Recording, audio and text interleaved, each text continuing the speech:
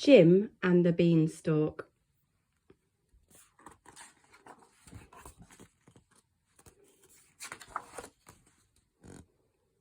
Early one morning, Jim woke up and saw an enormous plant growing outside of his window.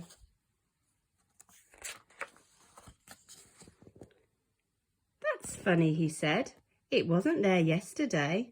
I'll see how high it goes." And he began to climb up the plant.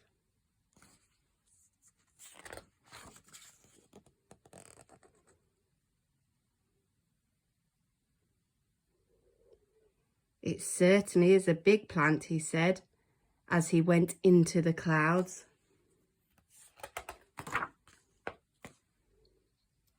When he reached the top of the plant, Jim saw a castle. "I'm hungry," he said. "I'll ask at the castle for breakfast. I hope they have cornflakes."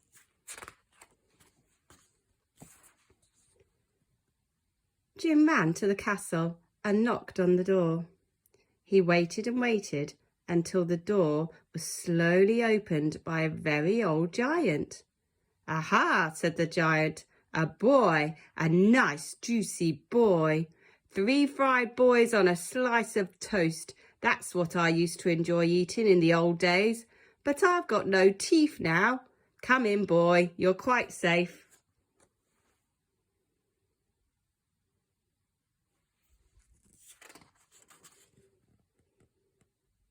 The giant shared his breakfast of beef and beer with Jim. "Is your name Jack?" he asked. "No," said Jim. "It's Jim." "Did you come up the beanstalk?" asked the giant. "I came up some sort of plant," said Jim. "It's that beanstalk again," said the giant. "It came up once before. That pesky boy Jack stole some of my father's gold and took our harp and our golden hen, and I've never really been happy since. And now I'm too old. I can't even see to read my poetry books because the print is too small." Oh, he does look very grumpy, doesn't he? "Haven't you any glasses?" asked Jim. "Only beer glasses," said the giant. "I mean reading glasses," said Jim. "They go on your nose and your ears." "It's my eyes I'm talking about," roared the giant, banging his fist on the table. Oh, he's very cross.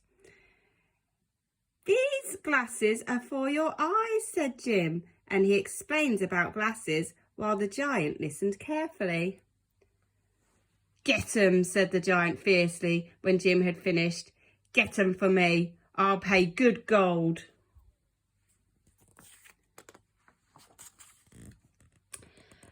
"Well, I'll have to measure you," said Jim.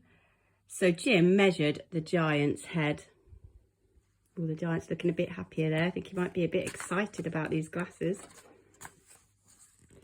And there he is, giving Jim some money. The giant gave Jim a gold coin, and Jim climbed down the beanstalk as fast as he could. He was holding tight to the coin. He showed the coin to his mother, but before she could say anything, he got dressed and ran off to the oculist. That's the glasses shop. The oculist could hardly believe his eyes when he saw the giant golden coin. But he set to work straight away. He worked all night, and in the morning the glasses were ready.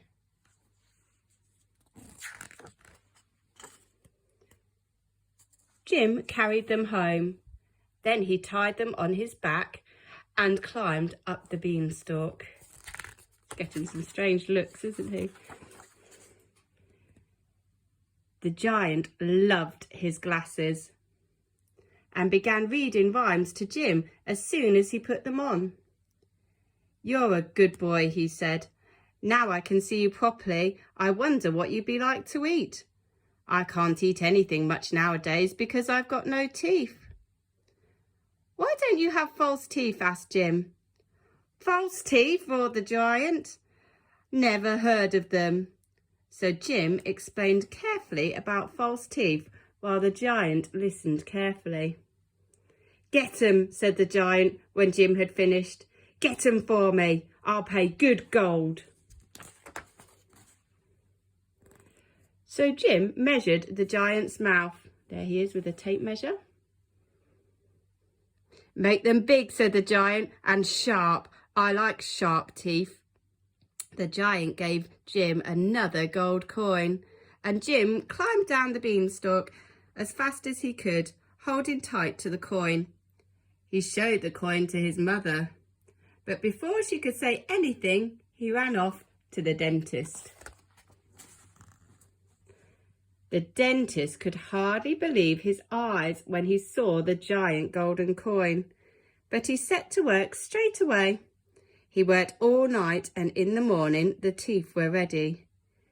Jim carried them home, then he tied them on his back and climbed up the beanstalk. Look, he's wearing them to carry them. People are a bit scared of these giant teeth coming towards them. The giant loved his new teeth. He jumped up and down, champing his jaws and gnashing the teeth until sparks flew.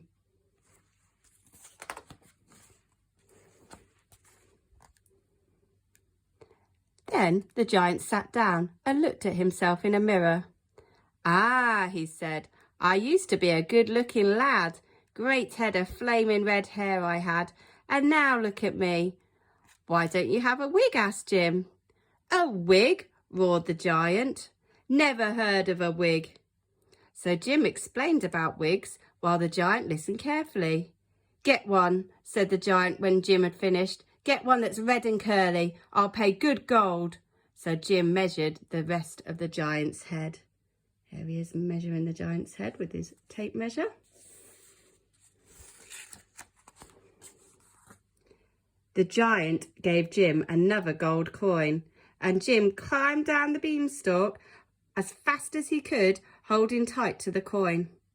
He showed the coin to his mother, but before she could say anything, he ran off to the wig maker. The wig maker could hardly believe his eyes when he saw the giant golden coin, but he set to work straight away. He worked all night, and in the morning the wig was ready. Jim carried it home. Then he tied it on his back and climbed up the beanstalk. Look, there's his feet under this giant wig. The giant loved his wig. "I look about 100 years younger," he said.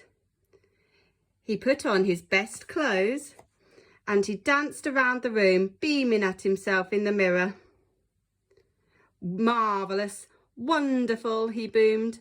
"I'm happy again. I feel like a new giant, and my appetite has come back too."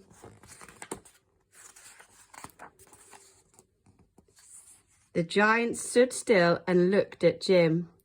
"Fried boy," he thought thoughtfully. Jim waited to hear no more. He ran to the beanstalk, slid down as fast as he could, and landed below in a heap. Above him, he could hear the thunder of giant footsteps. Seizing an axe, Jim swung mightily and chopped down the beanstalk. At the very moment the beanstalk fell, something else landed behind Jim with a thud. It was a huge piece of paper around the giant gold coin. On the paper was written, "Dear Jim, thank you for the teeth and the glasses, also the lovely wig. Your friend, the giant." Jim ran inside and showed the giant coin to his mother. "At last you can keep the coin for yourself," she said. Somewhere in the distance, Jim heard the rumble of giant laughter. The giant was very happy in the end.